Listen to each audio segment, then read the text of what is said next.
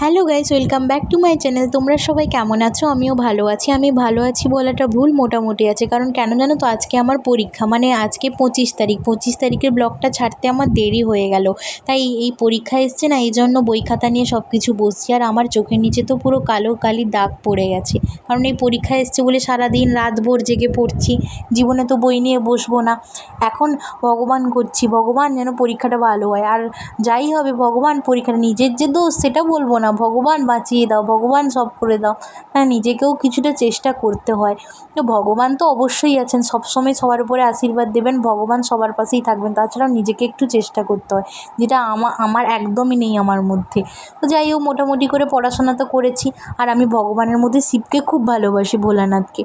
তো চলো, এবার তো আমাকে তাড়াতাড়ি করে রেডি হতে হবে, যেহেতু আজকে আমার পরীক্ষা আছে। যে স্নান টান করে পুজো টুজো দিয়ে চলে এলাম। তারপরে মা আমাকে সকাল সকাল ভাত করে দিয়েছিল, ভাত খেয়ে নিলাম। আর আমার তো প্রচুর ভয় লাগছে কী হবে। তারপরে এই যে আমি পরীক্ষা হলে পৌঁছে গেলাম। পরীক্ষা দেওয়ার পর মোটামুটি পরীক্ষা ভালোই হয়েছে। তারপরে আমি গাড়িতে বসে চলে এলাম। আর এত রাত জাগাজাগি হচ্ছে, সেই জন্য মুখে গোটা ব্রণও বেরিয়ে গেছে। কবে যে ভালো হবে, সামনে পুজোও আসছে।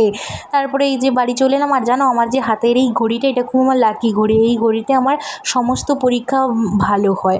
তারপরে বাড়ি এসে খুব আমি ক্লান্ত হয়ে গেছি, সারাদিনের পথের জার্নি। একদম সেই কখন উঠেছিলাম, সকাল সকাল। এবার একটু ঘুমোতে পারলেই শান্তি। তো চলো, tata, bye bye, love you friend. তোমরাও ভালো থেকো, সুখে থেকো, আর সাবধানে থেকো কিন্তু।